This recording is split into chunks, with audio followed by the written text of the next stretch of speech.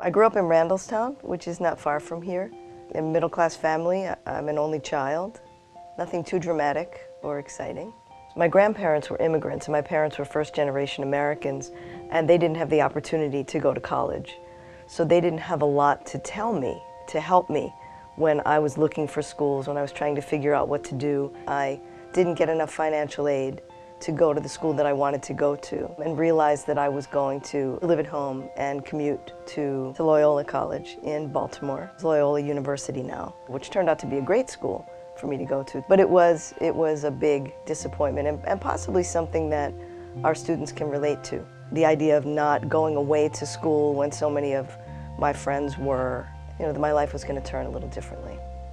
I was a psych major for a while, and then I saw creative writing listed as a course, and I love to write. So I took the course and double majored for a little while, and then realized that I really loved the writing. So I switched to creative writing and media and went into a creative writing master's program at Emerson College in Boston. I was an excellent student. I was a compulsive student, I think, in a lot of ways. My grades really started to matter to me when I realized that I could get A's. I decided that I really wanted to get A's, so I got a lot of A's. And that was great, but there was this undercurrent of, please don't make me do busy work. And so I got A's my way, which made it more meaningful. And I'm all about the meaning. Many of my students will tell you I'm all about things being meaningful. I did well at Loyola, and I applied to Emerson, and they gave me a teaching fellowship. So I went to school there, and the first semester I took a class about teaching freshman writing, and then I worked for them, and that paid for part of my tuition. So I kind of got into it by accident, but as soon as I did, I realized that I loved it.